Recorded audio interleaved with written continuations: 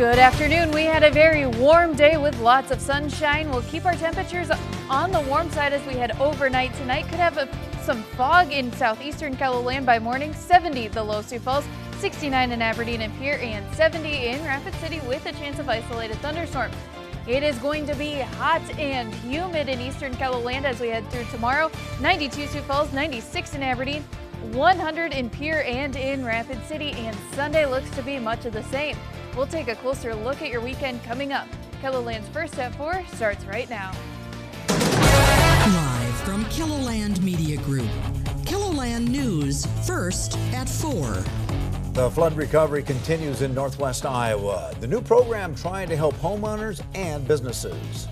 Plus, families across Minnesota are celebrating a new law, how it aims to cut down disparities in the child welfare system. And later, a pop-up bookstore is partnering with a local brewery, how you can get your hands on a curated selection and some beer. Good afternoon, and thanks for tuning in to First at 4. I'm Don Jorgensen. And I'm Kelly Volk.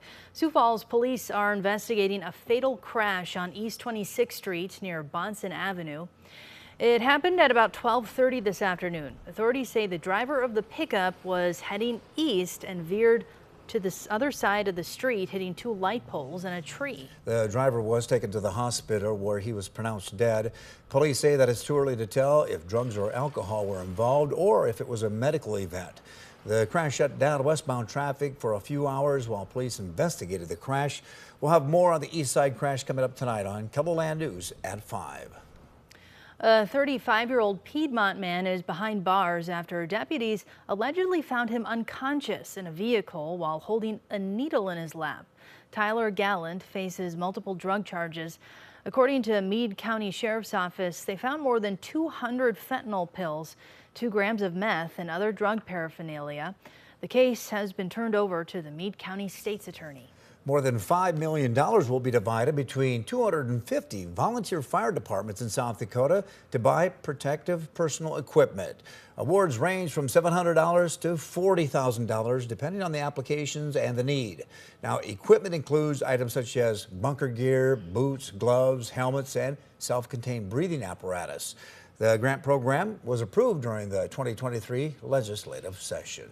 Well, it's already feeling a little stuffy out there. It is. Then you have a chance for fog in the forecast tomorrow morning. What's that all about, Megan? We have so much humidity in the air as we head through today and into tomorrow that we could have some fog or a few light sprinkles by tomorrow morning in eastern KELOLAND. Right now, Sioux Falls, not quite as hot as we are going to get as we head through this weekend. Some sunshine, 85 degrees, and that south wind at 18 miles an hour. It is 101 degrees in Rapid City with some sunshine, that west breeze at about 6 miles an hour. Now it is hazy sunshine, but we are getting rid of that fog.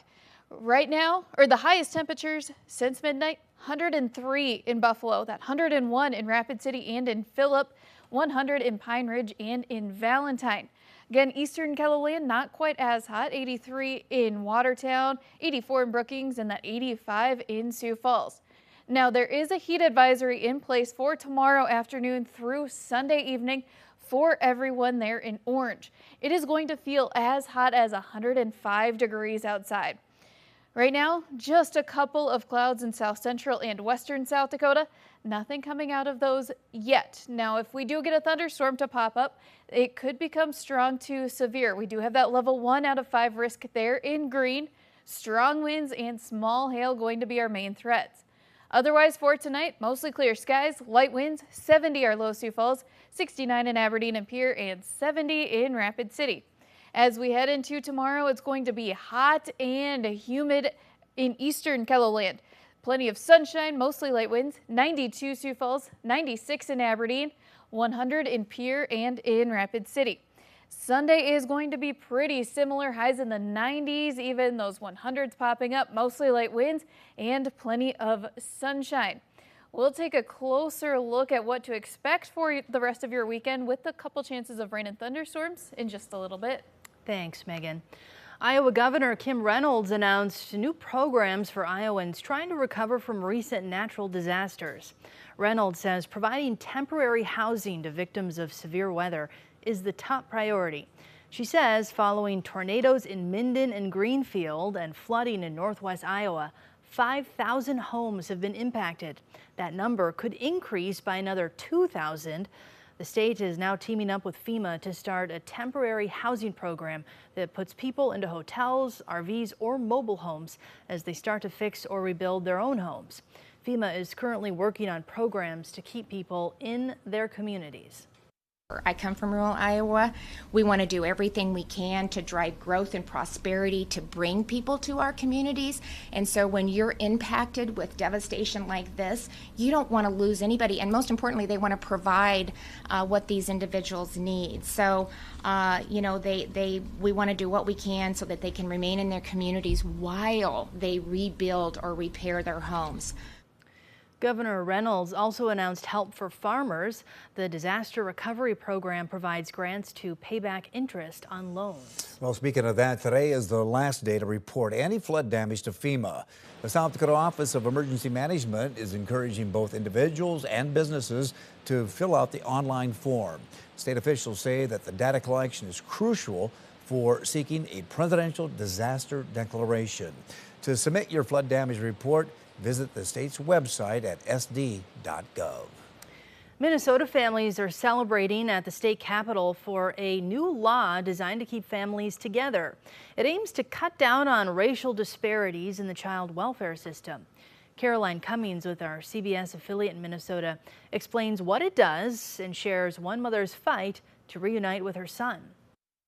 He's happy, he's healthy, he's energetic. DeClara Tripp gushes when she talks about her 9-year-old son, Zachary. She says they're especially close now after being separated for years. I didn't have no education as a lawyer, I didn't have an education as a doctor, but what I did have is the love for my son, And so I continued to fight for him. Tripp says one day when her son was months old, he grew limp and stopped breathing. She rushed him to the hospital where doctors told her he had a brain bleed, often seen in traumatic injuries like those from car accidents or abuse. None of those things happened to him. Ultimately, Zachary was removed from his home and put in foster care. Tripp fought for years to get him back and reunite him with her other children and clear her name.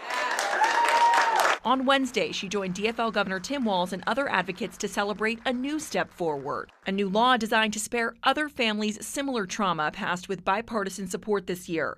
African-American youth make up 9% of the state population, but 18% of children removed from their homes. The majority of the families that are coming into the system are involved for issues more closely related to poverty than actual abuse against their children, so they're in need of concrete services. The law requires social services agencies to make active efforts to prevent out-of-home placement of African-American children and other kids disproportionately represented in the welfare system.